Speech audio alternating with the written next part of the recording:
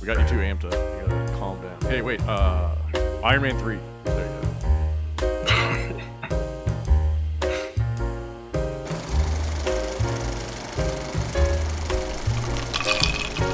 Hey, everybody.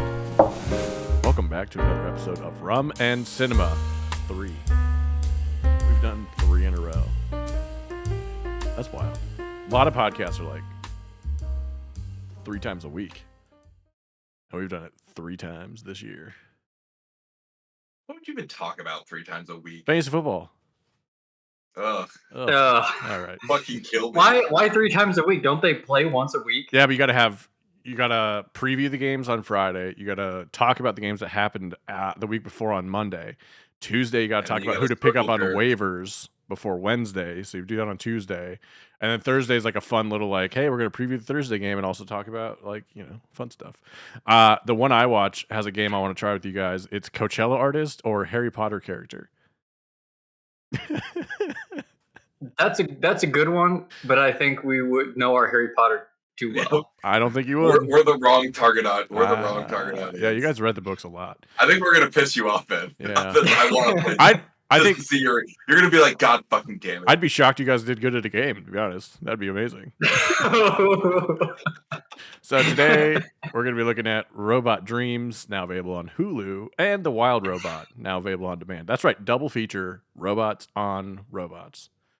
You can find us at youtube.com/@RumandCinema. Subscribe to keep up to date with our newest episodes as we release them.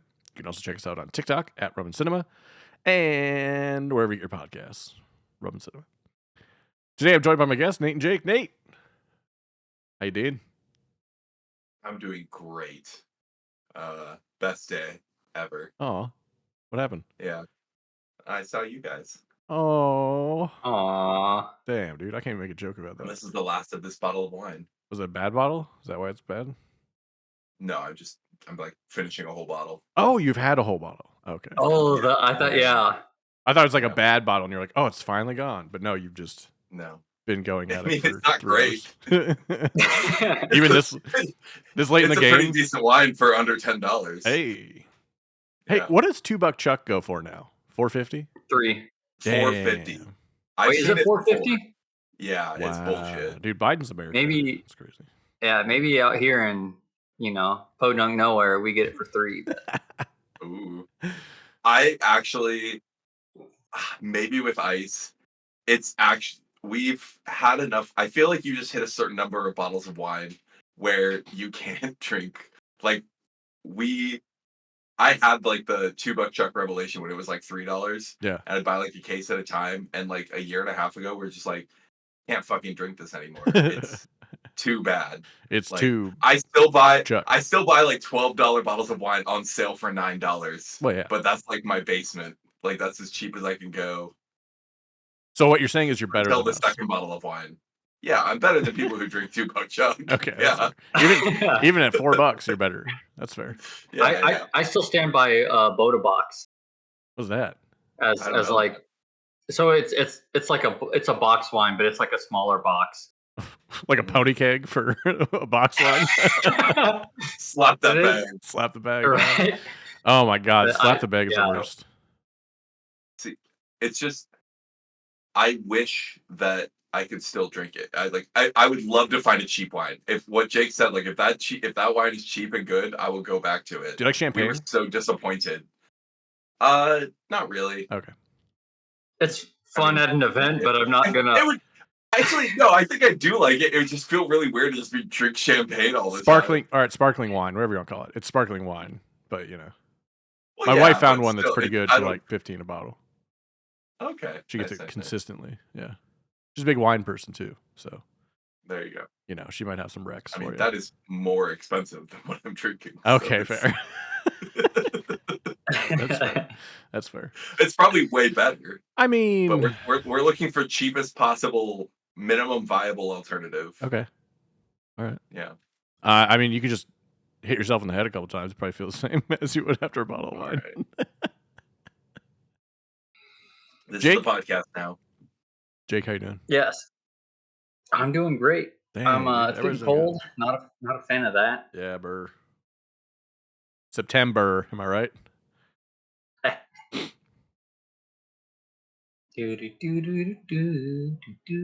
I'm purposely Do you letting the remember? crickets. On the 21st of September. Get it? Ties together now. We'll get to it. We'll get you there. It was in that movie we watched, Nate. hmm Robot Dreams. They played Oh that shit! song. Maybe it The, has the, to be anim- on. the animated one forgot about the about robot. One where he's on the beach for The a one whole that time. the one that I pushed for so long. Yeah. We're watching one of your Yeah. movies finally, and you're like, nah, I didn't watch it. I am very surprised we didn't get a Nate rewatch of this movie. Me I got the too. gist. It's right up his alley. I watched it while I worked the other day, and I was like, I get it. Well, here's the problem. I'm used to having 3 fucking months to watch a movie. We did a podcast 5 days ago, and I had to watch a new movie. That's true. We had to watch 2. Damn. Yeah. This is wild. We're working hard here. You know what? If you're a sponsor, hit us up. rumandcinema@gmail.com. Send us an email. I'll look at it. Look at our We're stellar looking track record. for a $10 to $13 bottle of wine companies. Yeah, Nate will drink your I wine will on have air. you on in the background. Yeah, that's exactly. Yeah, every movie will be sponsored by you and you alone. For Nate. So yeah, today we're going to be talking about robots a lot. Even the game is robot centric. You'll enjoy it. Probably. So let's start off with The Wild Robot. This movie came out in 2024. It's everyone's favorite right now for Best Animated Picture. Directed and written by Chris Sanders, who did The Croods and a couple other like DreamWorks-y stuff. The cinematographer was on the Puss in Boots one. So, really, really good cast too. Lupita Nyong'o played the main robot Roz. Pedro Pascal played a little fox named Fink. Kit Connor is Bright Bill. Bill Nighy is Longneck. Stephanie Sue is the bad robot. Matt Berry plays Beaver. Ving Rhames is in there. Mark Hamill's in there. Catherine O'Hara. Like, it's stacked. Yeah, a lot of good voices that popped up. A lot of talent. But they all act. You know what I mean? It's not just their voice. It's like they're acting, which is nice. I was gonna say it wasn't. It's not one of those like stunt casting. I didn't even realize that it was Pedro Pascal until the credits came up. I didn't know who anyone in this movie was, so I enjoyed it sans celebrity. Yeah. And then at the end, it was a fun little Mark Hamill's the bear. What? That's fun. Yeah, they did like voices and characters and acted. It was Even nice. even knowing Which is Mark new Hamill for was the bear, DreamWorks. I can't hear it. Yeah, that's true. Yeah, DreamWorks is usually like, here's Justin Long. He's Justin Long. Literally. Here is Will Smith playing Will Smith as a fish. Oh my god, I watched that the other day. So crazy. Okay, so let's get into. Wait, did you watch it because you have a kid to Yes, entertain, or because you hate yourself? No, first Okay. one. My wife put it on. And I was like, oh, this is this movie, huh? So The Wild Robot is about a robot who gets stuck on an island with a bunch of animals and becomes a mom, and then has to be a mom. As a new parent, I cried my fucking eyes out at this movie. I have not cried harder at a movie in my life, probably. Like, as an adult, I was like sobbing almost. It really got me. I don't know if it was the day or the what, but this movie really hit me in the heartstrings, and it's so well done. Like, the story's incredible. There's like 2 parallel stories happening, which I didn't know if I liked at first, because like I always watch a movie waiting for the thing where everything turns and like the protagonist has problems that they then have to solve, and like, oh, this is near the end of the movie, and that's kind of like my internal clock. And that happened like twice in this movie. Once at like 30 or 45 minutes, and then once at the normal time, like 10, 20 minutes ago. So that kind of threw me off, but I actually liked it at the end because it was like this parallel storytelling of the robot becoming a person-ish kind of thing, and then the baby goose becoming a teen adult baby goose. So that was interesting. I did like that. A teen adult baby goose. Teen adult baby goose. I love the animation. The visual styling of this was really cool. It was like watercolor. Yes, it's the background very consistently, and sometimes the whole shot looks like it was done as a watercolor painting. Yeah, really enjoyed that. it was kind of funny, like what you expect from like modern CGI, and now they're starting to get more creative with the animation style in a lot of like recent animated movies we're seeing. Spider-Man. It was kind of towing the line. Like I completely agree with you guys. Like every time I was like a wide shot and you got all the watercolor, I like really enjoyed it.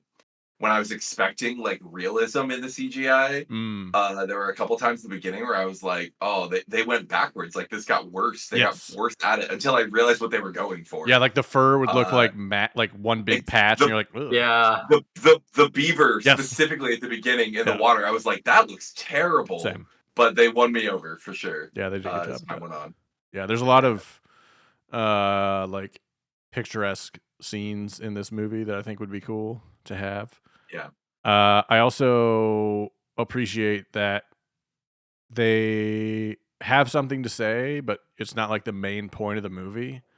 Like they talk about parenting and being a person and like feelings and all that, and that's cool. That's like very nondescript kids movie stuff done really well. But there's also like this undertone of like what humans have done to the earth that they don't ever mention, but like the Golden Gate Bridge is underwater when they're flying over it, Yeah, and like they have to harvest I gotta laugh. plants in the sky with robots. Like that was an interesting way to do that without having to be like the earth is killing itself because of you, you know? That was cool. Yeah, it's interesting because there is that whole other world that you don't see at all for 3/4 of the movie, and then even then, it's like background, it's like setting. They still don't dive into that world. You just kind of piece together what the world is actually like because we see this world from the point of view of this island that has no humans on it. Mm-hmm. You know, and it's not until near the end of the movie we kind of get a glimpse of okay, what's a city like. But even then, it just we're still seeing it from the eyes of these animals, and Yeah. we have no contact with humans Nope. throughout Yeah. this movie. We're background. Like that's We also awesome. Yeah, we don't even we see the city in the background, but we see like a little. We only go into like a little farming colony. Mm-hmm. It was kind of strange, and it gets into both things you said, Ben. Are like I feel like my only criticism of this movie, which is not a big one, of just like I felt like it was a little unfocused on that point. Like I really Mhm. enjoyed the motherhood and the growing up, Yeah. and the I feel like the robots coming back, like and the goose, Bright Bill learning to be kind of his own person. Mm-hmm. But then when the robot comes back and we get like the final third act action scene, it kind of lost me. Like I didn't love that part where like all of a sudden the robot's like a jerk and we have to deal with all this. Yeah.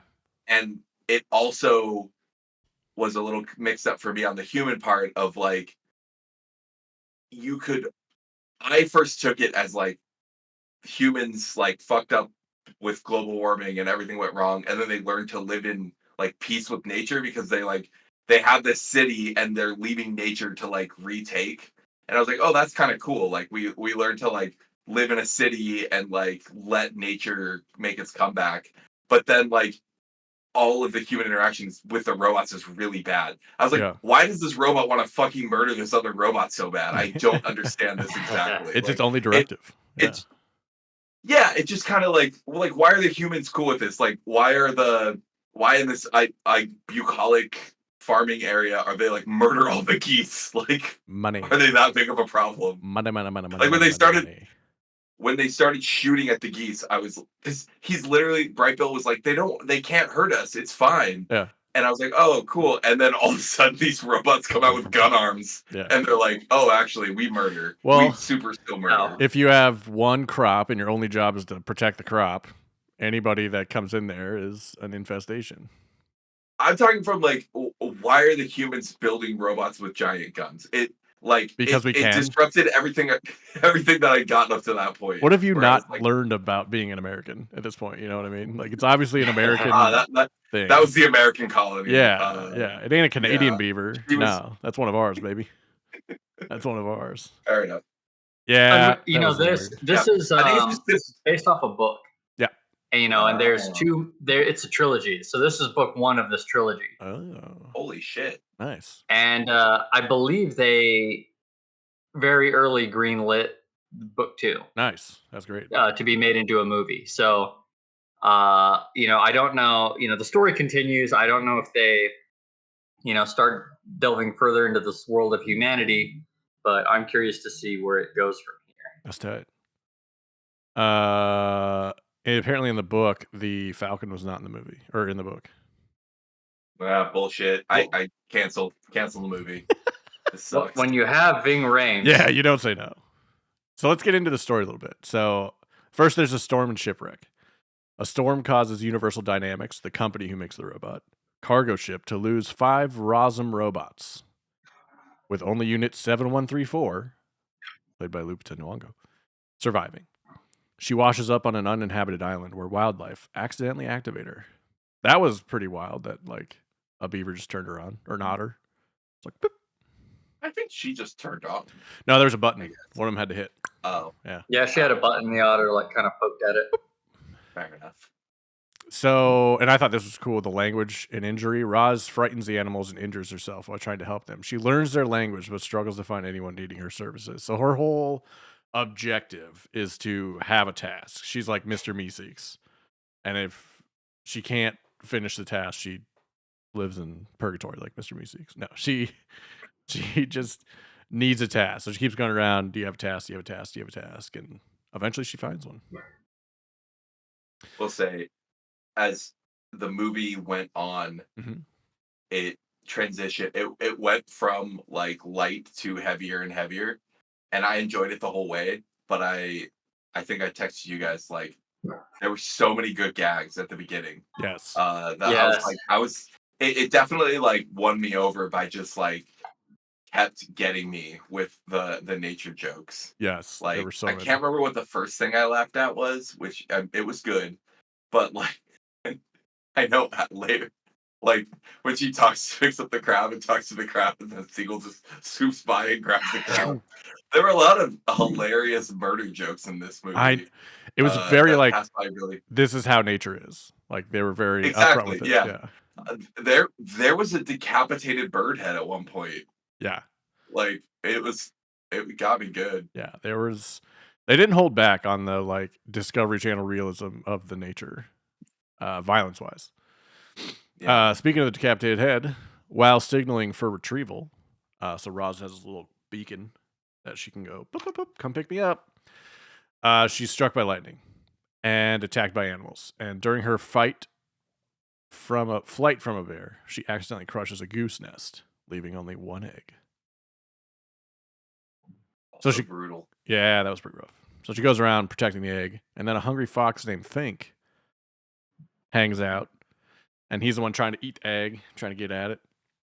And then the gosling hatches and sees Roz and imprints. Is that a thing?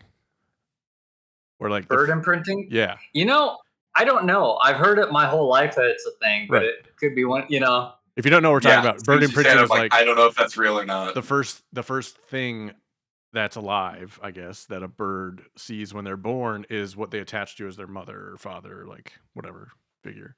Probably Yeah. mother. Jake's fact checking. I'm same boat. Like I've definitely heard it. Yeah. I don't know if it's true or not. I know the whole like don't touch a bird's nest is false. Like they'll come back to it. Yeah.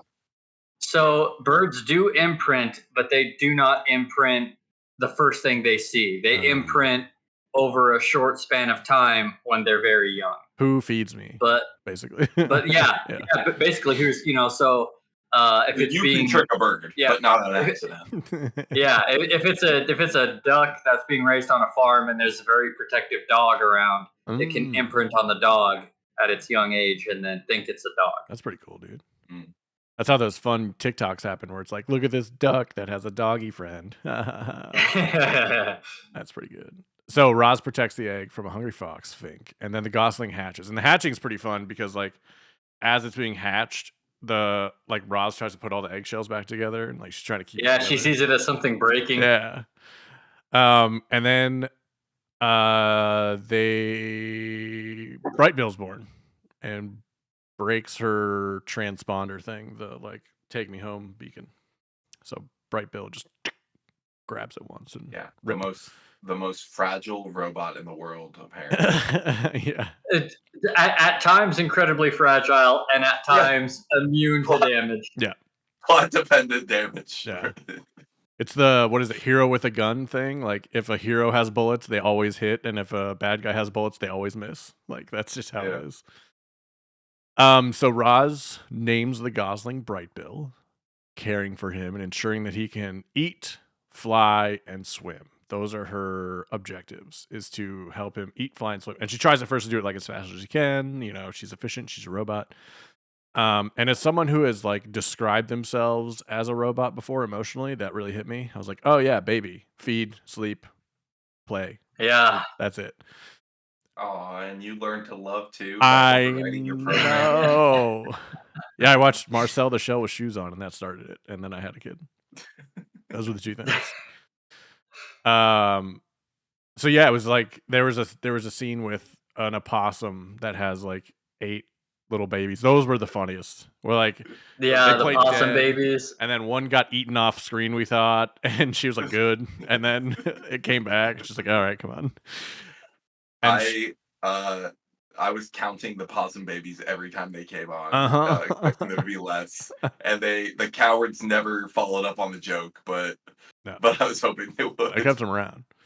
And Yeah. she had a good line about like, how do you know how to be a mother? And she's like, we're just making it up. And I was like, oh yeah, no, that's 100% it. Like, hope you figured it out. So that was really good. And then they help build a shelter. Fink helps Roz build a shelter that they base off of the beaver shelter. And it's like a big dome. Got a fire pit. It's got a little moss chair for Fink.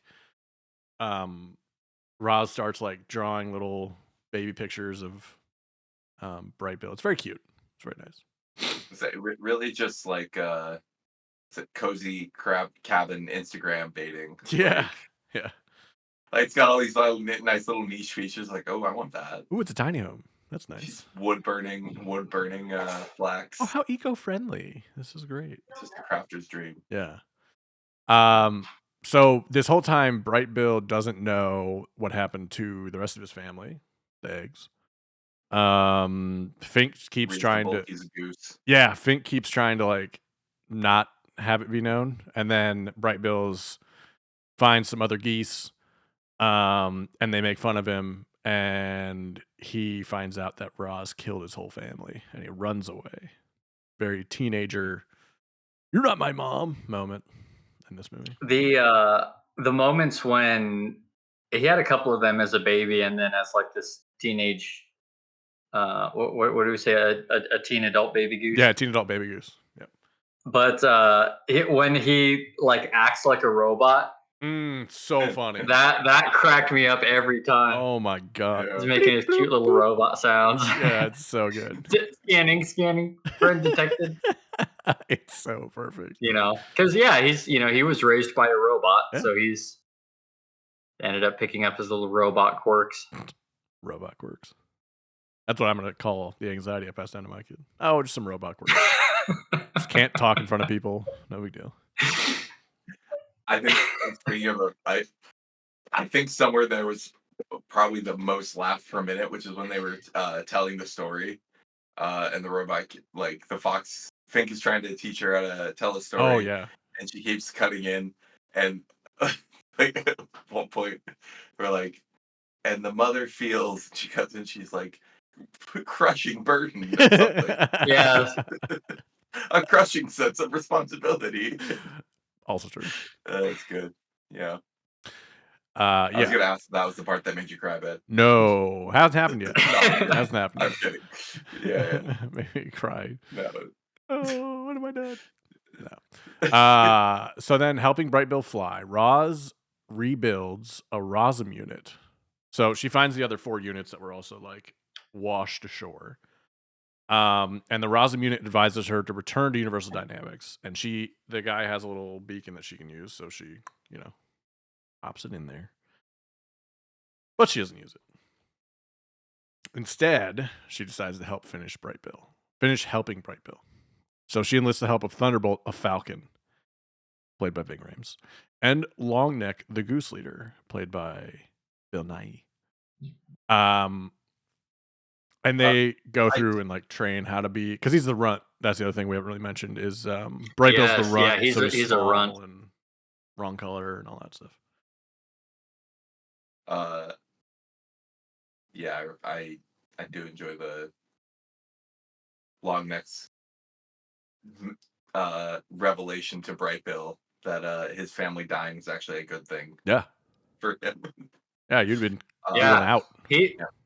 Longneck was awesome. I loved him in this, and he didn't pull any punches. He's like, "Look around. Do you see any other geese here your size?" Yeah. Like, I will say, knowing this is based on a book completely reframes these things for me, because I kind of, the first time we watched it, when Longneck appeared, and it's like his first scene, I was like, I'm pretty sure there's revisions of this where Brightbill or Longneck was in this a little earlier. He's acting real familiar with everyone. Yeah. He just kind of appeared out of nowhere and was like, I'm the old wise. I'm like, I think he got Bill Nye at the last second, and we're like, how can we put Bill Nye in the movie? I've been talking to Roz for years. You guys don't even know. Yeah. He's literally like, oh, old friend. And Yeah. I'm like, you just fucking met him. What are you talking about? He did seem very, because it made me wonder too. I'm like, has Roz secretly been talking to so. him while the Right. goose is growing up? I think she got a little goose advice from old Longneck. No, he says I've been watching you, but like he just it was just, I mean, very kids movie. I was just like, I feel like there's some revision of this movie where Brightbill was in from the start, helping Brightbill out. Longneck, like, yeah, I can see that. Longneck was helping Brightbill from the start. I can see that. It's made me laugh. So the Falcon, we had a lot, like, that's it. It was such a good movie. Like, it's not a bad. I really like this movie. Yeah, but like, it was so self-contained and good. Yes. And then all of a sudden we're like, oh shit, we forgot we have to like have a bunch of fun characters. Like, we should have some drama. Let's go. yeah. Except it can't just be a thoughtful, loving piece about becoming a mother. We can't just meditate on parenting for an hour and a half. You guys got to see some boom booms. Yeah. So then, this is where I started to cry the first time. Brightbill learns to fly and joins the geese migration, and Roz briefly reactivates her transponder, but turns it off when Universal Dynamics detects her. So, Brightbill spreads his wings, leaves the coop. That got me, because I was thinking about like my kid and like when he goes to college and he becomes like, I was like, oh my god, I'm not ready, because he just learned how to walk. Like he started walking like 2 days ago. So it's like, oh my god, everything's happening so fast. Like this is. So I just broke down when I saw that. And Roz is she injured herself at one. Oh, it was one of the times when he was learning how to swim. Mm-hmm. He gets attacked by this big predatory fish. Roz ends up like breaking off her foot. She gets stuck in some rocks, and in order to leave, she has to like break off part of her foot. So she's, she made herself like a makeshift kind of thing, but she's like leaking fluid. Right, she's like literally kind of seems like she's running herself to death. Yeah. Because she needs repairs, and she's at the end of the day she's very advanced, but she's a robot living on this wild island. She's just kind of deteriorating. But Beaver helps her out. Beaver helps her out, makes her a little log leg. That was pretty cool. Yeah. I was waiting for Roz to die for like the second half of the movie. Yep. Like I was so confident. Yeah, when she fell asleep at the end, I was like, "Oh, she's not waking up." Yeah, no, that's it.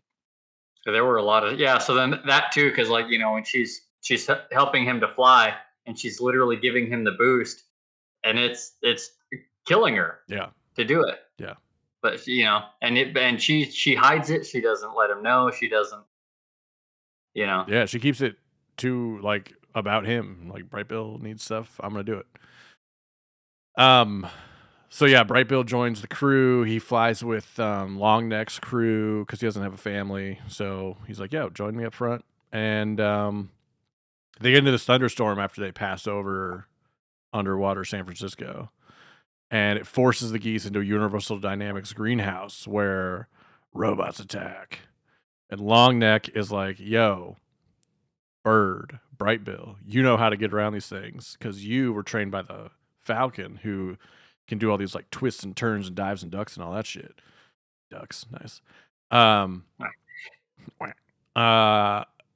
So he leads them through this like obstacle course, and there's these robots trying to shoot down the geese, and Longneck stands right in front of that robot.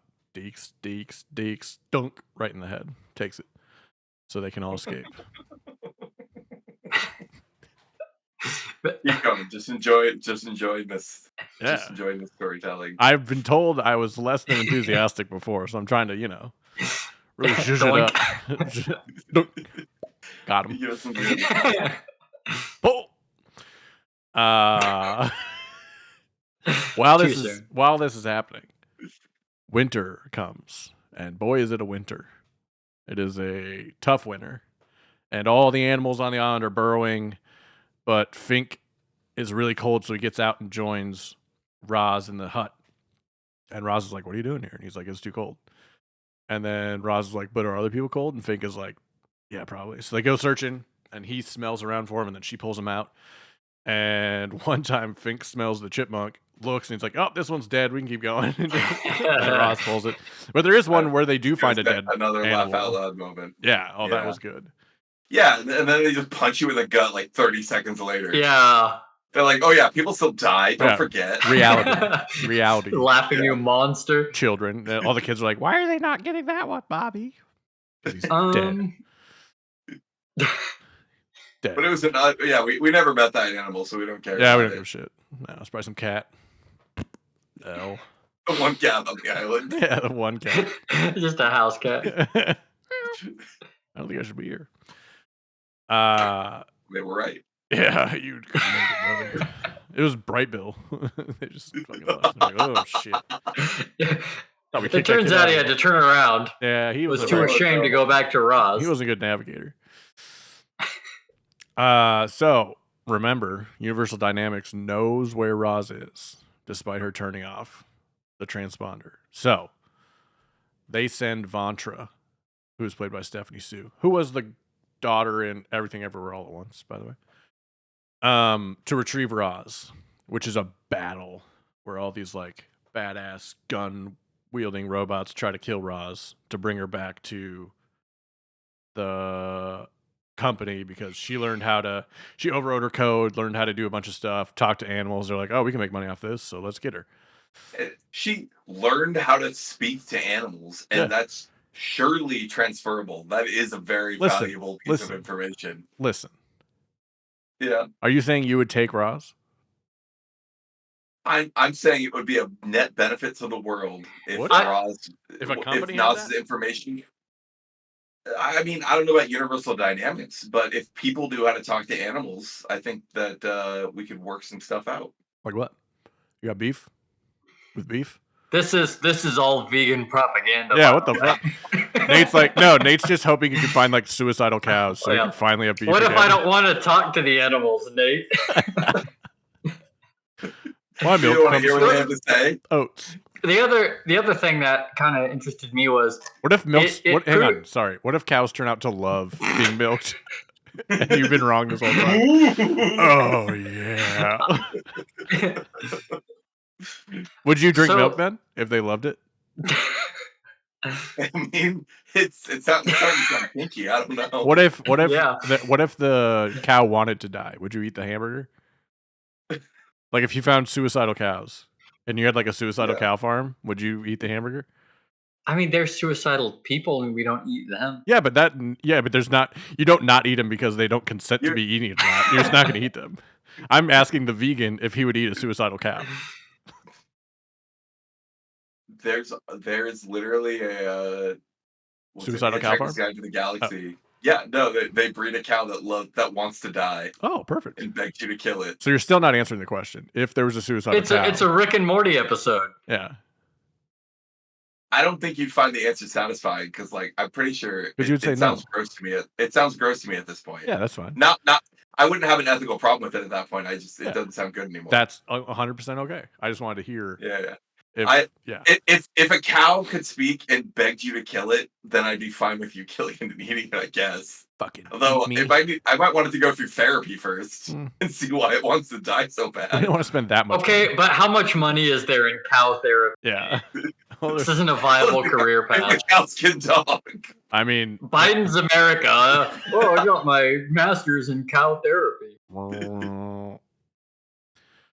So, I mean, yeah, the real answer with the milk is I'm like, again, no moral problem with it. But if the cow's begging you to drink it, you gotta ask why. because it's Why good. is the cow so It's into you drinking nurturing. its milk? I don't care. Oh, okay. So it's like an almond, it's like, I'm your mommy. makes a better milk than a cow. So does oat. Oat also, yes. I'm I on stand oat by milk. both over Yeah. cow. Although ice cream is pretty clutch, except for non-milk, non-dairy. You know, you got to have dairy for ice cream. This is actually the only vegan hill I'll ever die on. Ben and Jerry's dairy-free ice cream. I guarantee you, blind taste test, you wouldn't be able to tell. The I did, difference. and I You're just did. wrong. I did. Because I'm lactose I intolerant. actually, I don't do There is that. so much shit. There is shit ice cream that they try to make with fucking ice crystals. Ben and Jerry's is so good. It is good. It's the closest, but it's not the same. Yeah. I would Well, rather I take. also stand by dairy-free ice cream. I think it's just as good. It's not the same. It's just not creamy enough. You know what I mean? There's not. I that want to creaminess. give you a blind test set. I'll know. Literally, the ice cream is the only one I actually care about. 'Cause Ben and Jerry's ice cream is so good. It is good. I will literally take 2 Lactaid pills and eat a normal one instead of buying the non-dairy one. All right, Jake, go ahead. You want to say something about the You just movie? want to suffer. A long time ago. Go for it. Yes. So, Roz proved that you could drop off one of these Rosm robots, which apparently are myriad. You're right? They had whole colonies of them. Yeah. And so doesn't that prove the concept that they could just drop one off in a zoo or something and Okay. have it chill for a couple months and learn? Yeah. Yeah. why do that? It's a little weird. So Why do that when you can just grab so they the one don't that did it? need Roz.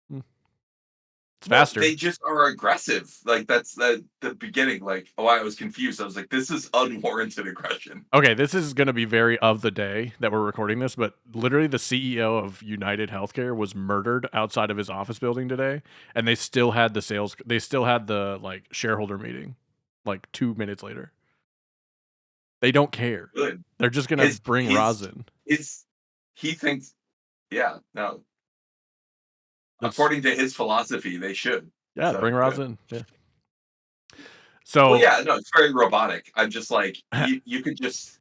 I don't understand the technology where they can't just like get the info either. Why do they have to kill Roz? I don't know. They don't have Wi-Fi Why does Roz have to come in?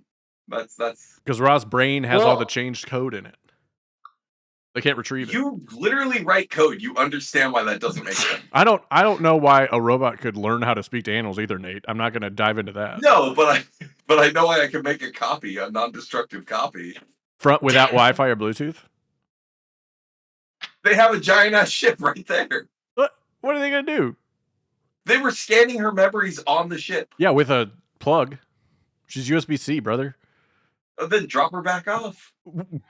They can't leave them, they Look, said. I'm just being argumentative for no reason, but They don't want a rogue Roz. Roz. They don't want a rogue Roz. All right.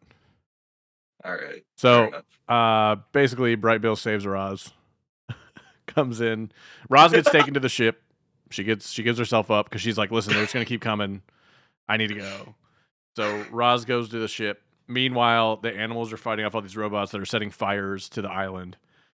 And they have to go work with the beaver. Oh, the beaver's been like chewing through this giant tree the whole movie, and they finally need to use it. So they block off the dam and like make water go where there's fire. Yeah. All right. Getting back to legitimate movie criticism, not nitpicking about logic. Okay. This is where I was saying they lost me.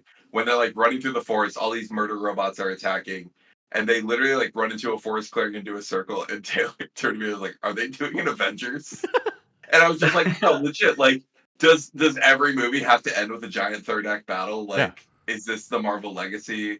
I don't love that part. And also with the tree, I love the actually paying off a Chekhov's gun. That was pretty good.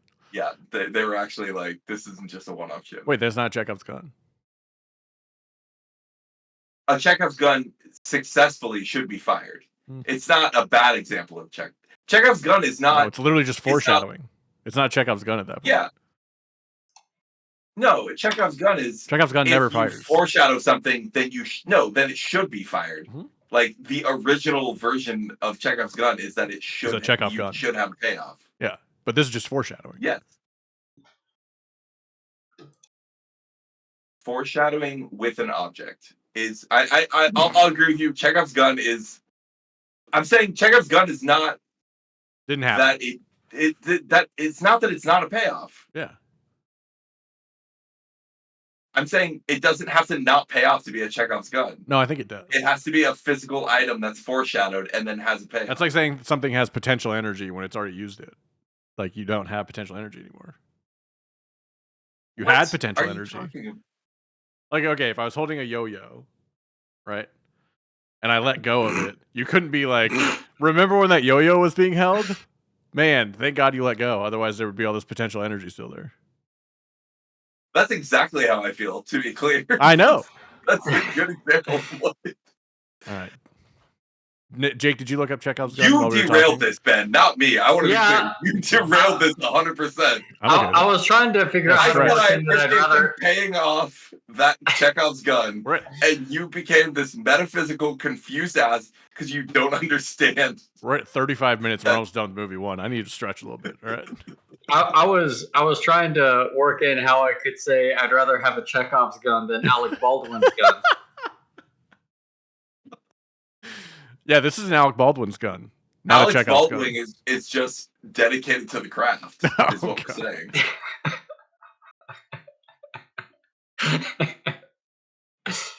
You know who else was dedicated to the craft? The beaver, as he gnawed on that tree. Damn, tell me more about that. Hell yeah. Throughout the movie, he was gnawing on this tree. Whole island roasted him for it. Said, "You're wasting your time. You'll never topple this giant, biggest tree in the forest." It was his life's work. Yeah. He's like, Nate, you're right. It was a Chekhov's gun. You're right. Whatever. "Damn." Oh, I know. I googled I it, never- and I I never also questioned it. knew. I never questioned it for a The second. real I want to be clear. The true I was definition. frustrated with you. I was confused by your metaphysical Well, meandering. I thought Not curious if I was wrong or not. I thought Chekhov's gun definition was that it's something that doesn't go off, like a red herring, or it never goes. It never realizes itself. Chekhov's gun is saying that every element that is introduced should be used in the movie, which is Yes. what happened here. You're right, Nate. Jesus Christ. I stand by the I yo-yo. don't think every element should be used Okay. because because there's- then you need red herrings. Okay. It's the principle that a narrative principle that states that every element in a story should be necessary to the plot. So that would be necessary to the plot. Red herrings could be necessary. Yeah, purposeful red herrings are a good thing. Yeah. Like Not just something you forgot about. I know what you think of it. 'Cause people only talk about Chekhov's guns when they don't pay off. Yeah, exactly. Like it's it's frustrating when that's what it's used to explain. Yeah. But this just happened to be a good example. Nailed it, actually. We're going to turn the tide. We're taking Chekhov's gun back. All right. Yeah. Uh, Like that literally could have been a criticism if they'd have shown that as a joke and then the movie ended and we'd been like, he didn't cut down his fucking tree. yeah, how do we ever know? That's you'd be like wake up at midnight and be like, he didn't cut down the tree ever. What the fuck? Was there a post You, credit you have it. You have it as the post-credit scene Yeah. where the tree falls down off in the distance, and then it crushes the and hut. no one's there to hear it. That's the joke I was gonna make. And the beaver's like, Damn it. and then it cuts. So Roz returns to Universal Dynamics to protect the island, but promises to return to Brightville, and she does.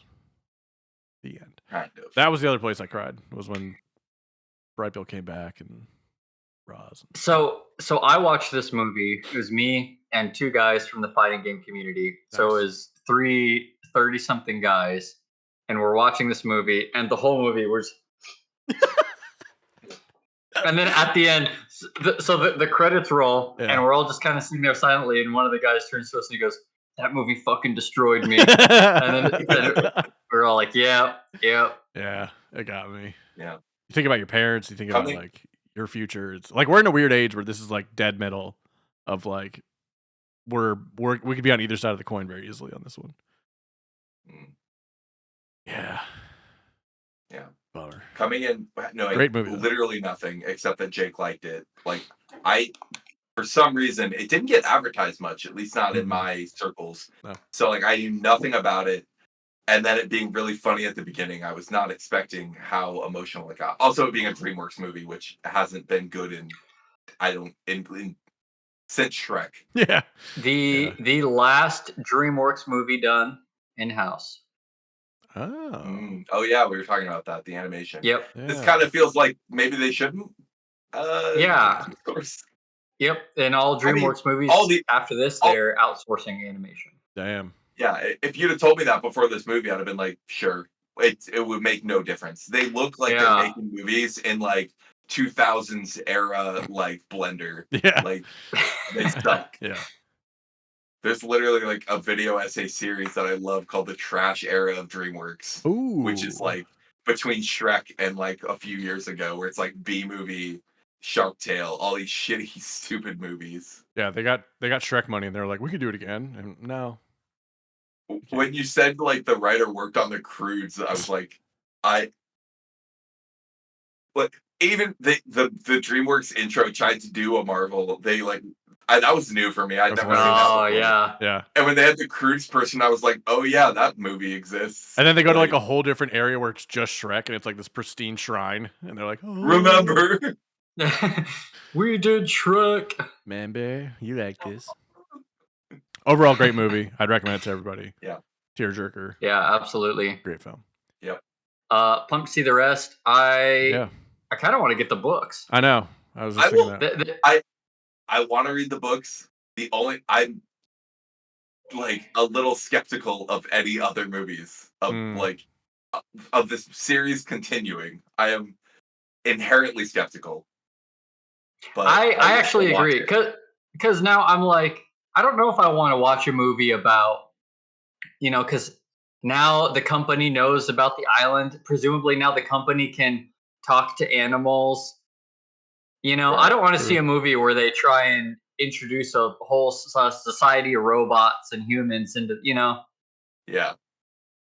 So I don't know where it's going to go from here, but I agree. I'm apprehensive about it. I feel like probably most of the things that I can imagine them doing, I don't want to see. The I hope other in 10 years, this is the new Harry Potter. The other title is The Wild Robot. Phenomenon. Not to spoil anything, but the second book is called The Wild Robot Escapes.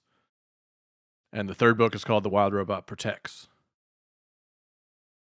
Interesting. She escape and she also protect.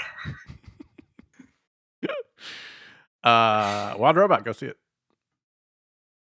All right, next. Robot Dreams. All right, everyone, take off your robot caps. Put on your robot caps. Jake, very different mood. You may have told us that you had some interesting things to say about this movie, so maybe we open with your all right, I'll give my overarching ideas of it here. Let me interject for saying, how dare you? I feel like I'm on the opposite side of this movie as I am for things like the Rings of Power, where too woke for you? No, so Rings of Power, I would love to critique it. I'd love to talk about the things that I didn't like and that I would improve on and that I would change. But I feel like it gets way too much hate, and so I only ever find myself defending it. Sure. This movie, I loved it. I love this movie. Had a ton of great things in it. I'm unsatisfied with the ending. Oh, really? Which is funny because I love the ending. I love the message of the ending.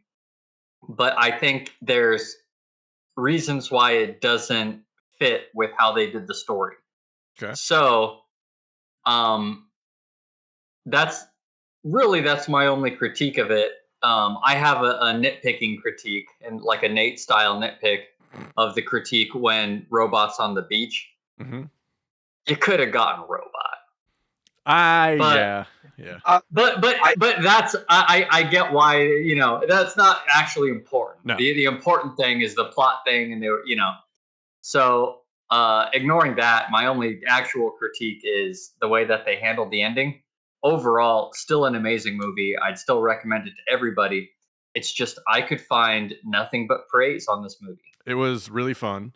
Fair. There's no talking, which I thought was going to drive feel me like- nuts, but the music did Yeah. such a good job and the animation did such a good job. I didn't care.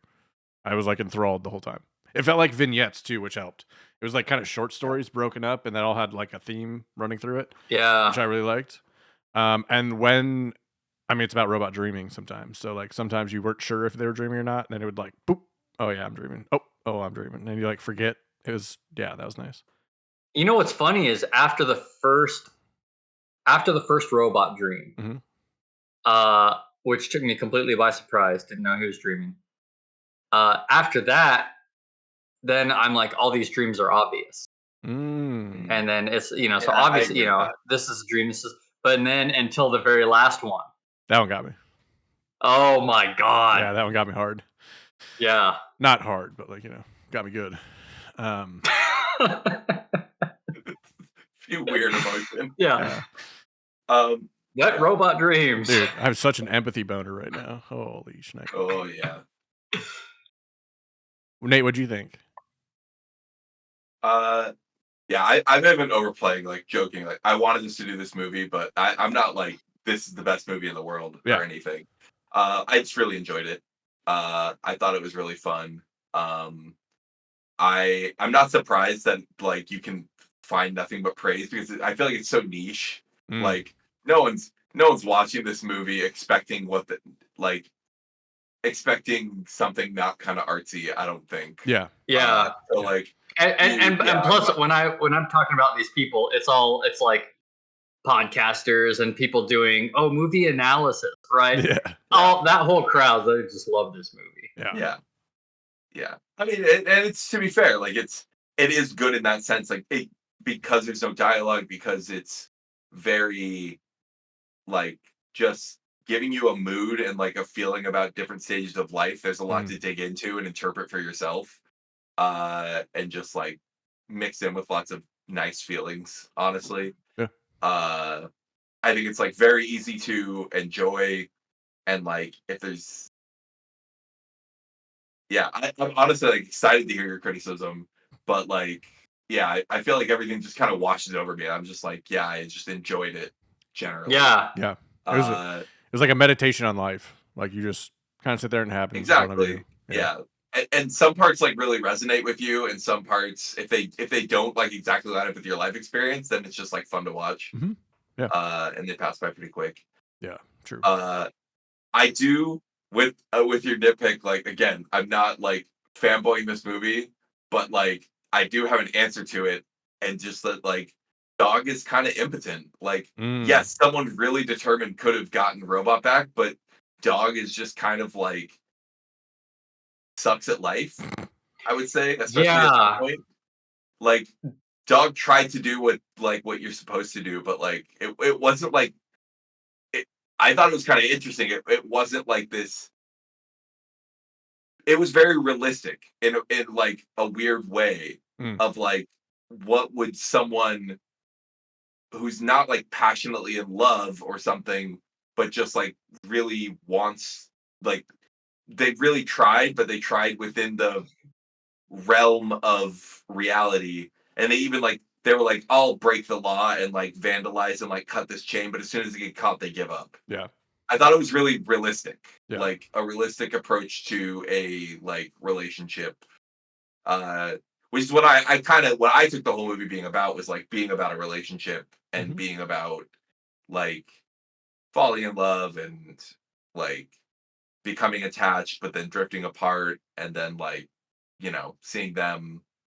Yeah. Okay, so that's one thing that occurred to me. I'm like, if Robot is supposed to represent like a romantic love, then I like the ending a lot more. That's why I was curious about your criticism, because that's exactly how I interpreted it. Was Same. like that you're seeing an X. Yep. Like, and you're both doing well. Yep. But that which I get, but I think they were. I don't know. It kind of makes the rest of the movie creepy then. It is. It's very. I kind of liked it. It kind of plays with it. It goes back and forth. It is creepy because it's like they're buying it, But like, yeah, I don't know. It's like a painting. It became it like went in and out of like romantic relationship throughout the whole thing to me. Yeah, see, because that's kind of what I decided by the end was I'm like, okay, I think this whole thing it's supposed to be open to interpretation by design, right? It could Yeah. be a really close friendship, it could be romantic, and even for the new relationships at the end, and even with Duck, it could kind of be interpreted in any way. And I'm like, so that's fine, but then with the way it ends, if you just look at it as a friendship and he was lonely and wanted a friend, then the ending I'm like, oh, that just seems cruel. Mm. Yeah. But Yeah. if you strictly view the ending as okay, this represented a romantic partnership, then I totally get it. Yeah. Yeah, I guess that's a good point. Like I was so in that mindset by the very end, that like that didn't even occur to me that like why would he not reach out to him? I Right. guess. Right. Yeah. So let's go through the story here. So Dog orders a robot. In 1980s Manhattan, Dog lives alone and orders a robot friend after seeing a TV ad. He assembles. I'd say start with the sentence dog is incredibly lonely. Yeah, Dog is Dog eating frozen Dog mac and is- cheese. living alone in the city and is incredibly Dog lonely. is down bad. Yeah, Yeah. Dog is depressed. Dog's going through it. Yeah, Dog is having a night. Yeah. He assembles the robot upon delivery, and they begin exploring Manhattan together, including roller skating in Central Park to Do You Remember? On the 21st of September. Over I the will summer. say I'm surprised it didn't occur to me when you made the joke in the intro because I literally can't hear that song now without thinking of this movie. That's very true. Go, Jake. Yes, one thing that I wanted to point out. So this whole world it's animals, right? Yeah. It's animals like facsimile humans. I call them BoJack references. Rife with BoJack references. Little things in the background, like the one selling hot dogs. Right, the hot dog vendor was a wiener dog, right? Nice. Or when they're on rowboats, there's two geese rowing or two cranes, and their necks are they're looking at each other like this, so they make a heart. Just tons of little visual gags that of course they don't mention it. There's no dialogue. Right. Just tons of little background gags where they use the fact that the denizens of this 1980s New York is animals. So they use whatever animal is kind of funny to make a little joke.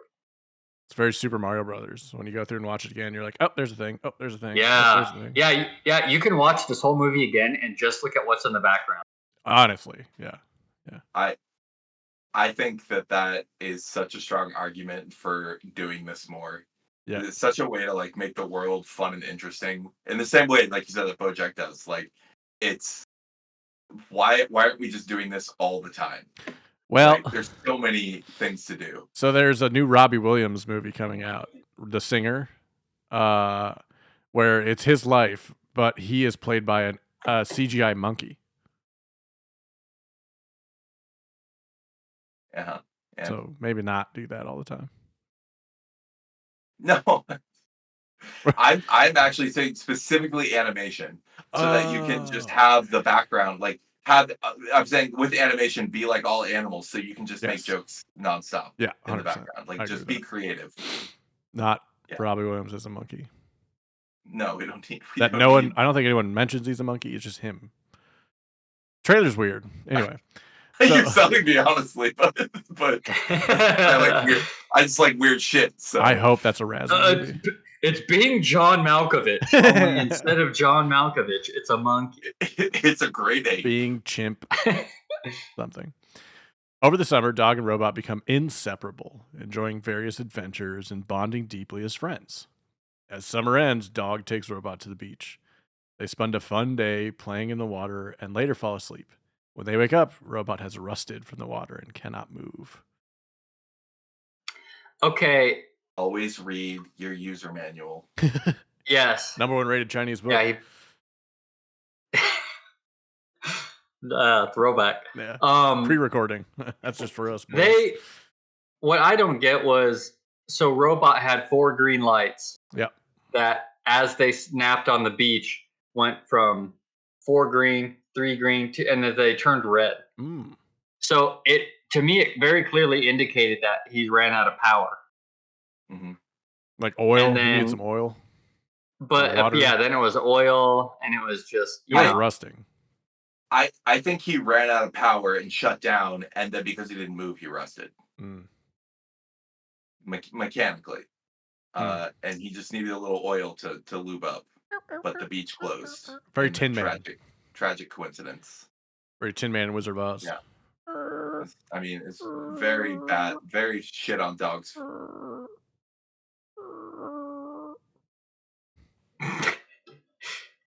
Just gonna let you have it. I hope that's a feast for the ears. I made sure I didn't peek. It's fine.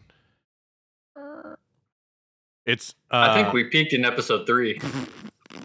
Actually, the Spider-Verse one had like 150 views, and then we quit doing it after that. And man, we could have ridden that shit to the stars. Bill Madison. We should have ridden that to the stars. Speaking of damage, Dog returns the next day with tools to repair robot, but discovers the beach is closed until June the following year.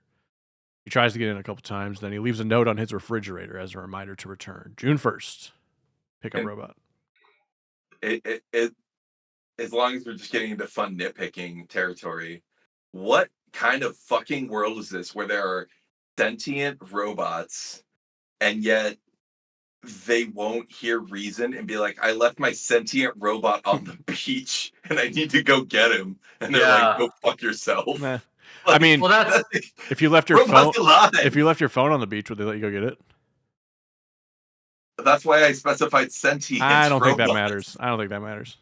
that's I You're gonna read be a a robot rights denialist. Yeah. I read a response to that, and it talked about how when robot sees the other robot in the car full of kids, so they're like, okay, in this society, robots are objects. Yes. It's like a Get Out So- moment where like, fuck, what's Daniel Kaluuya's character? Is that his name? Sees, the guy from Sorry to Bother You, Laketh Yeah. Stanfield, and he's like, get out. Like, that was that moment between those two robots. It was like, he was getting like blasted in the back of the head by like some kid in the back seat. Yeah. He's like, I did for run. But I mean, humans also get blasted in the back of the head by kids on public transport. It doesn't mean Red Robin? yeah. What? You ever been to like a chain restaurant and like Oh, I there's a thought kid behind you with like crayons just like throwing them at you and shit? I hate that. you were talking because Red Robin got in legal trouble because one of the mascots in the Red Robin suit like molested No somebody. way. Oh my god. So I thought that's what you. Poor choice of restaurant So much example. funny. Applebee's. There you go. Yum. Nothing bad's ever happened at Applebee's. I just enjoy Except for Red the Robin. food. They're like burgers are decent, unlimited fries. Red Robin is if I'm going to a burger chain, Red Robin. I'd be happy with a Red Robin. 100%. Nate, what do you think? They were good. Do they have a vegan option? I Salad? have not been to a Red Robin in a long time. I'll figure it out. Important mid-cast research going on. They have a vegan veggie patty, house-made patty with ancient Okay. grains and quinoa. Fuck They that. have an Impossible Burger, Not fair. bottomless house What- salad. what is it with vegans? The older the grain, the better. Give me that ancient grain. Why are Impossible Burgers good? I know they're bad for you, but like, are they good? I don't know. I didn't come prepared with my vegan talking points. I thought you always did. Isn't that part of being vegan? It's like CrossFit. Like you gotta be ready. I mean, my real answer is that Taylor and I live alone, and I don't know if this is a vegan option because when we go out, we don't seek out a burger restaurant That's fair. specifically. No, We're not like, I'm asking if you've I'm had. gonna make sure you fucking. I'm going in with a clipboard to make sure they're up to No. par. I'm asking if you've had an Impossible Burger. Yes, I Okay. have had Impossible. Are they Burgers. good? I think this is why I said like ice cream's where I have a hill to die on. Yeah. I enjoy an Impossible Burger. I think you can taste it. There's a taste to it. Oh, for sure. So it's Yeah. not like Like I think you can taste the difference. But does it like I satisfy? think Impossible burgers are good. Okay. I think I think everything I make a Impossible good that I've tried Impossible is good. burger. But to be clear, like even when I make burgers, like when I make a burger, I like fill it full of garlic powder, salt, pepper. I like Yeah. munch it up and make a patty. So like I think my burger is good. I think if you just like slapped an Impossible Burger on the grill, it's probably gonna be pretty fucking dry. Yeah. Burger King's Impossible Burger tastes exactly like cardboard. Oh, nice. Like a flame grilled Impossible Burger tastes like shit. I remember, And I eat it every time I'm at an airport. I think it was There's like no other option. the weekend you guys turned vegan. I was at your house and you made ribs and they were really good. Like really, it was like seitan or something like that. Yeah. And I've tried to make that like 20 times, and that was the best That time. was so the good. First time. It's the best one I ever made. It was I so never good. attained that high again. I remember we were talking. We're like, Uh, it's just really a vehicle for sauce, but it's really good. Yeah, It turned out it's really just good. bread with sauce on it. I loved it. Big fan. No, I know, and for some reason I can't recreate it. Dang. You need to yeah. be in that tiny apartment again. Most hard. That'll do it. Yes. I needed to just really want it, I think. Yeah, I've yeah. gotten over You had to go it. in not knowing quite yet, and then like just Yeah. getting after it. So while stranded on the beach, Robot dreams of scenarios where he escapes and returns to Dog. Meanwhile, Dog struggles with loneliness and is reminded of Robot constantly. It's really sad. Like Dog really just has a rough life. Rough. And we really just go through it with him on Yeah. this journey, and I like that. It was a Yeah, weird. I watched he's- these on the same day, and it was a weird one too. Maybe that's why I cried so Yeah. hard at Wild Robots. He this he Brett meets Field. he meets a friend Duck, and that's start. It seemed romantic. Yeah. I think Yeah. that was obviously the point with Duck, and then Duck's a badass. Duck is a I want a badass. Duck movie now. But Duck just then leaves. Duck left without telling him. Sent him a postcard Just from failed, man. Barcelona. But it is the '80s, so maybe that's just like I don't know. We're not gonna text each other. I was thinking when you're saying Ben, like watching both though, because like this one I would say hit me harder when I watched it, because like this like Robot Dream is like hitting you in the emotions about being a parent, and like this movie was like hit you with like how much it sucks being an adult trying to make friends. Yeah, that's true. Like That's true.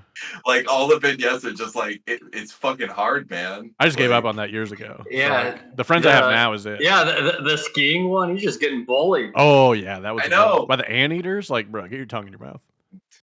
And even the penguins are being dicks to him. Like, penguins Yeah. rule, but those guys were dicks. yeah. So then rabbits show up, who are in a leaky boat, rowing along the beach, and they see Robot, and Robot has another dream. We don't know it at the time, but spoiler. You're doing a reverse spoiler. Yeah, I'm effect. reverse. Yeah. No, we spoiled it at the beginning. We're deep into this I movie. guess I don't know what you should expect with the name Robot Dreams. Yeah. So Robot dreams, and he believes that the rabbits fix him, and he gets to go to Dog, but Dog isn't there, right? Is that this one where like Dog won't answer the door? I think that's this yeah, one. he won't answer the door, and then he sees Dog coming up with a new robot. Yeah. And then he snaps back to reality, and they're chopping his leg off and using just the toe from the leg to plug their boat. Again, objects, Yeah. if you find, something on the beach. Sure. So the duck happens, Duck shows up, makes Dog's life worth living again, then leaves abruptly. And then we go back, it's springtime, the sun is starting to melt the snow, and this monkey comes out with a boop, boop, boop, metal detector, goes beach combing, and finds Robot's body. You gotta dig a little bit. And he takes him to a junkyard, and Robot's broken into pieces, and he's shut down by these alligator junkyard people. So then June comes around. Dog goes to the beach, pumped, sniffing around, finds the scent, digs around, finds Robot's leg. But that's it. And he digs and digs and digs and digs and digs, and he's kicked off the beach. These people really hate annoyances on the beach. I kind of appreciate that. So, Robot. Dog sleeps with a leg. It's really sad. And Robot remains in pieces in the junkyard. So they're both like in the worst spot possible right now. And they're both worried about each other. And then a raccoon named Rascal comes around and goes to the junkyard and finds Robot's part and buys them and rebuilds them with a boombox body. And Dog, crestfallen, doesn't believe that Robot's coming back, buys a new robot named Tin and enjoys a new friendship with him. So we see them both kind of do their own thing. And then this is the moment that Jake was talking about at the very end, where we see Robot sees Dog and Tin and plays that song on his boombox. Do you remember? And he starts to see Dog dancing, and the robot's dancing, and the robot runs downstairs and tries to catch him, but they're always like a street ahead, and then he does catch him, and they like see each other, and they embrace, and Tin, Dog's new robot's looking a little weird, and Rascal, the raccoon, shows up and is like, "Yo, Dog." Not Dog. Yeah. Robot. And We were chilling. What's up? And then and it Robot. was wild. It's wild there because that whole chase sequence, you're so worried he's not going to catch him. Mhm. And you're so convinced there's all this anxiety that and they're doing the whole, like, you can see him running in the background getting closer and closer, and you're like, you're just expecting the worst. But yeah, he catches up to them and they have their cheerful reunion. But it's a dream. We go back to Robot. He hides from the window as Dog looks up, thinks he sees him, but he doesn't. And Dog goes on with his life with Tin, and Robot goes on with his life with Rascal. It's like Nate said, like that part's really like relationships. You see an ex with someone that they're with, and you're with your person. You're like, we're both okay. We're both okay now. We made it. Yeah, it makes sense when if you think about it as like a romantic thing. Yeah. Then I get it. But if from the whole thing of friendship, I'm like, damn, you have this lonely ass raccoon and you have this lonely ass dog. They can be friends. Yeah, but they're two robot buddies. It's you definitely have to just have to like play fast and loose with it, because like if everything's a relationship, then the fact that Dog buys both of them has some weird connotation. Yeah. But like Another analysis of it that I saw was that Robot, because when he's looking down and right before he decides to hide, he's seeing Dog. Then he looks down at his own body, because Rascal rebuilt his body with, random parts and all that.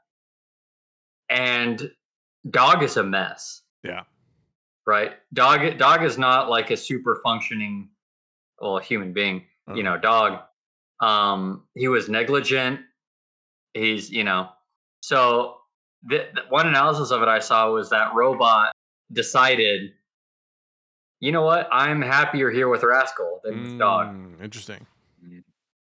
And you see Dog with his new friend Tin, like they go to the beach.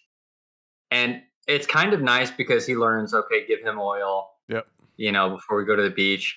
But he's like, he keeps him out of the water, which is probably good, even though I'm pretty sure Robot, I don't think water was the problem. No. Right. But so I'm like, Dog is scarred. Yeah. He's like panicking. He's Dog's traumatized to keep him out of the water. And I'm like, Dog is not in a good place. Dog needs therapy. Even at the end of the movie. We talked about cow therapy earlier. We need dog therapy. That's what we need. Yes, exactly. That's what needs to happen. Surely there are dog therapists. Yeah. That probably. And there are therapy dogs. Ooh.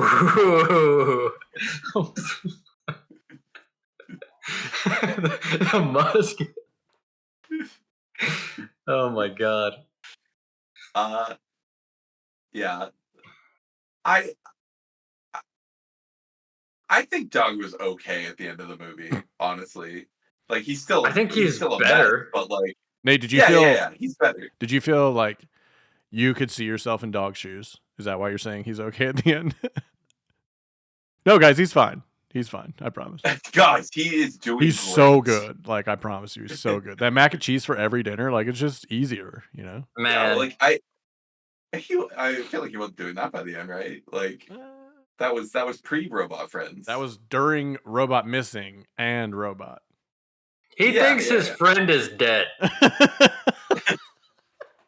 He thinks his friend is lost and missing in action. No, Dad. He thinks that. It's a missing leg. Yeah, no, Nate, He if I found found, the disembodied leg. yeah, Nate, if I found your leg on the beach, I wouldn't be like, Nate's just not here right now. I hope he's doing good wherever he is. Hope he found some new friends. Like, I wouldn't immediately replace you on the podcast.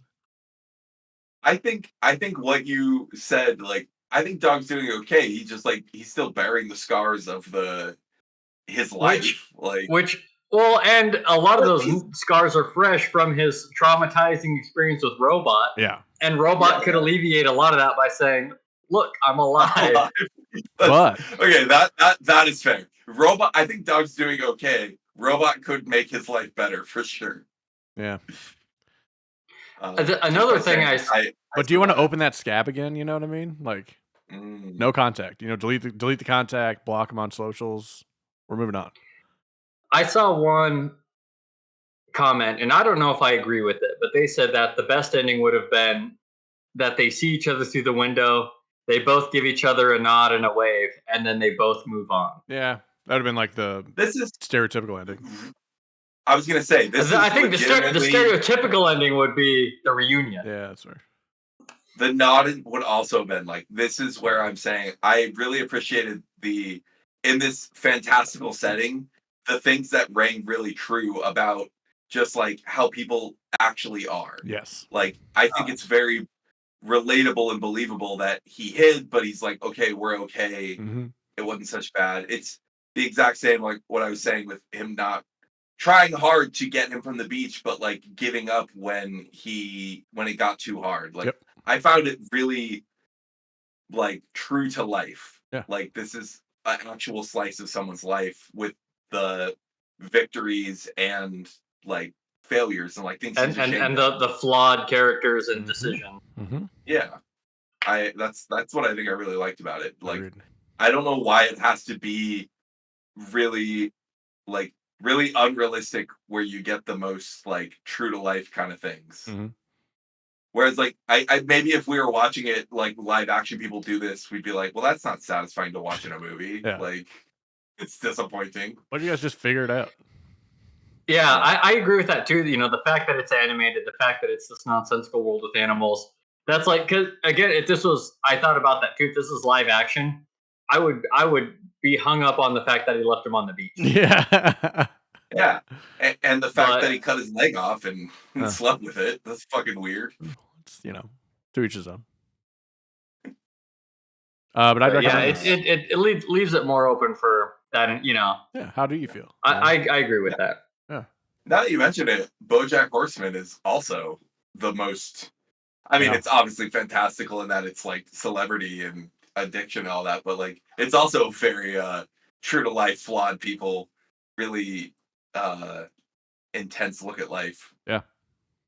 This was basically the BoJack Horseman episode with no talking. That was like super good, where there was underwater. It was that whole. It was Yeah. an hour and a half of that. So if you like that, you'll love this movie. And if you didn't like that or didn't see it, watch it and then watch this movie because it's really good. Robot Dreams. Watch BoJack Horseman is the message. We're really both out. of these movies lead us to watch BoJack Horseman. I really like this. BoJack Horseman is more important that you watch. Well, you might not have 4 seasons worth of time, but you do. And be ready to have your soul crush. If you're listening this far, you got time. Figure it out. gonna say, what are they better to do? All right. We're going to try a game now. Gentlemen, I've texted you a link to a buzzer website where you can join in and buzz in. Today we're going to be playing a game. Iron Man 3.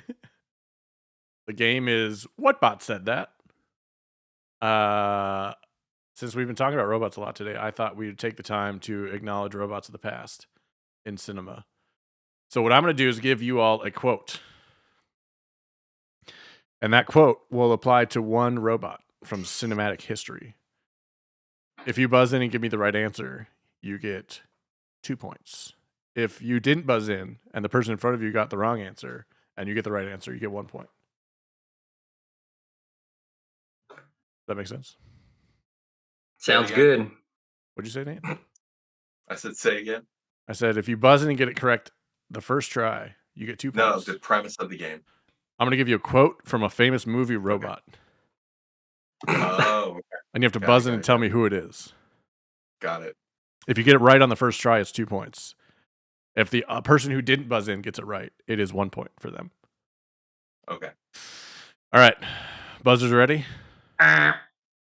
Well, you didn't buzz in, so it doesn't count.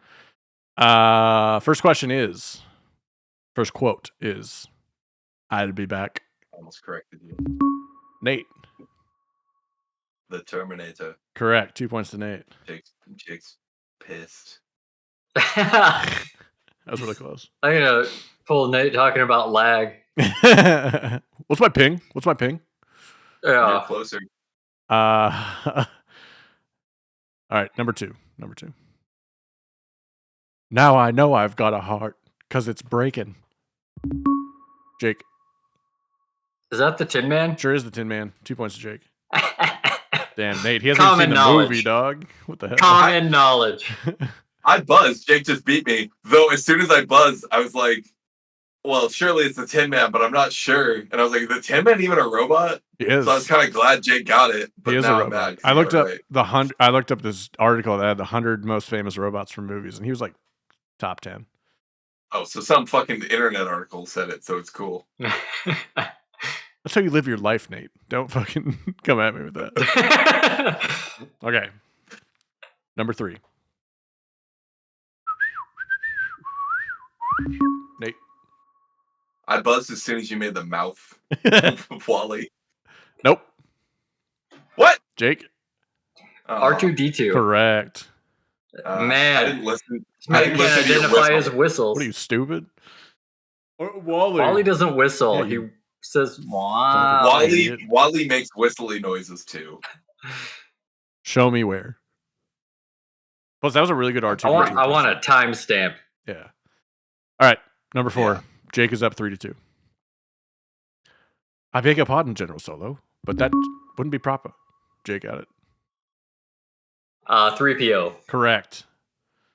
Jake has 3PO, comma C. Jake has 5. Nate has 2. All right. Number 5. Eva.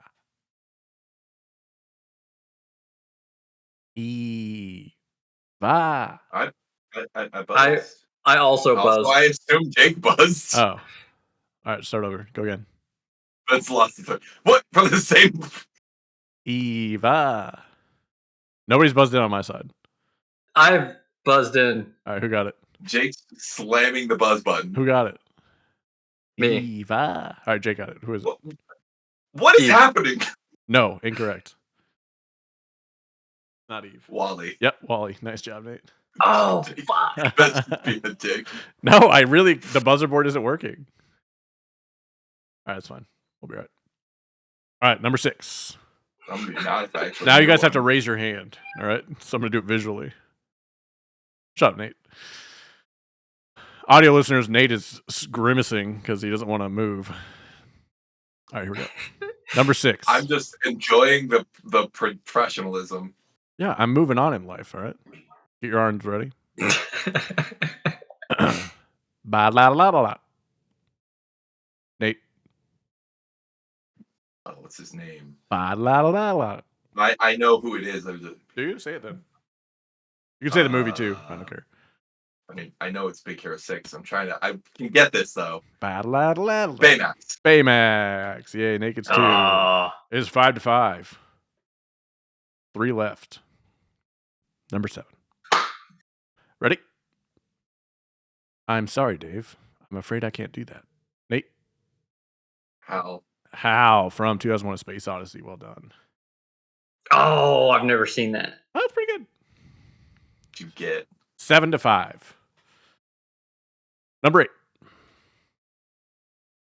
Stark asked for a savior, and settled for a slave?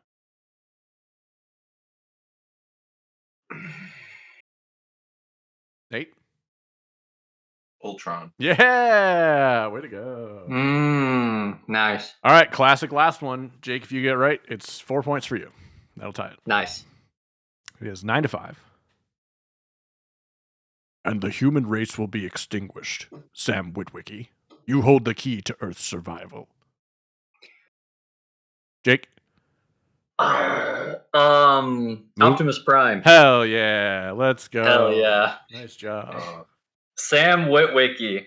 Let's go. The greatest actor of a generation? Yes.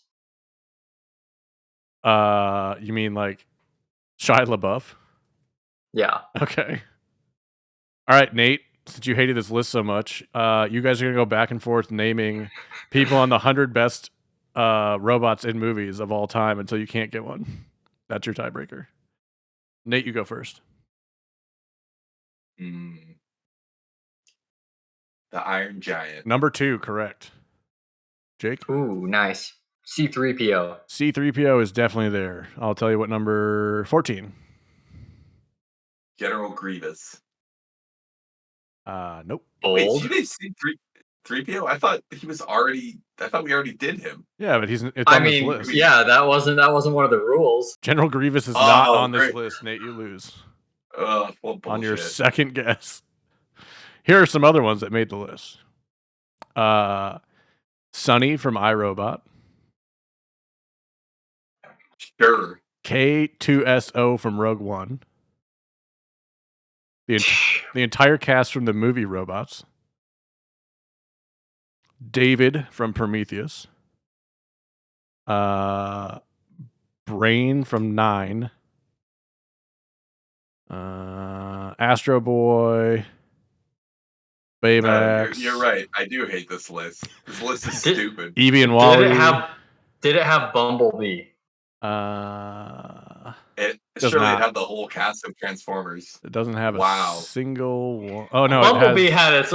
It has Autobots and Its own Decepticons. movie. It has Autobots and Decepticons in there. That's Who's it. number one garbage. on this list? Number 1 on this list is Roy Batty from Blade Runner. No, trash list. Damn. Well, Nate, you lost. Jake won. Nice job. Well, Classic. As Let's expected anymore. leave the folks with something to watch. Jake, do you have a recommendation?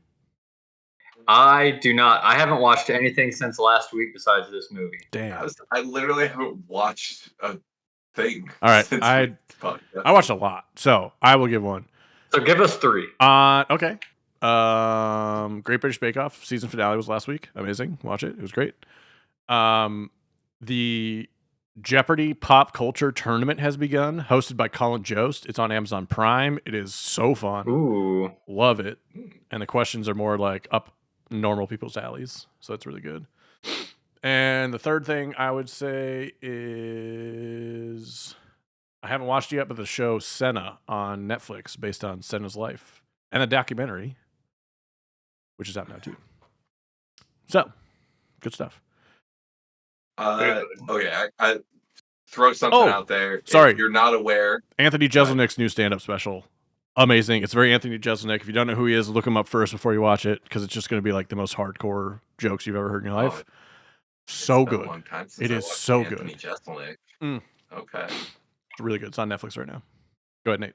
nice. If you're not aware, I don't think we've mentioned the Lonely Island and Seth Meyers podcast is a new podcast that's pretty incredible. Should have recommended it last week, I guess. But if you're a fan of SNL, it's pretty fun. They're literally going through chronologically and talking about every SNL digital short the Lonely Island's ever done. Nice. That's sick. And you actually don't know about this, Ben? No. Oh, it's incredible. I like it. Yeah, get on it. I'm trying to find it right now. What is it? It's called the Lonely Island and Seth Meyers podcast. Nice. Nice. Stands Yeah. out. The Lonely Have you guys Island done and the Seth talk show yet? Meyers Podcast? The talk show podcast? Tosh show. Tosh. Daniel Tosh. Tosh. No, you talked about that a while ago. I see clips on YouTube all the time, but I've never watched the full one. Yeah, so that's It's- another one I still recommend. Nice. It's hit or miss for me, but I do It really is. love some episodes of Tosh. Like I'll say, I'll just to say, like if you don't like the first one you listen to a couple more. Yeah. Because like there are some when Tosh is just on being Tosh, and that's what I want out of it. I want him to just do more stand up. Yeah. But he doesn't need to because he's rich. Mhm. He literally has one where he talks to his housekeeper and they talk about like his organization of his closet. Hell yeah. Yeah. And I am enthralled because he's just so good at talking about like his life. That's dope. Yeah. I love that. Nate, Jake, thanks for being on. Appreciate it. Everybody listening, thank you. We appreciate you. If you're new here, you can follow us on Spotify, Apple Podcasts, and anywhere else you get your podcasts. If you do listen on Apple Podcasts, please leave us a review. If you're watching us, be sure to like and subscribe to our YouTube channel. Leave us a comment what you want to hear next. We're at youtube.com/@RumandCinema, and you can find our shorts on TikTok at RumandCinema. Nate, Jake, until next time, enjoy your rum, enjoy your cinema. We'll see you next time.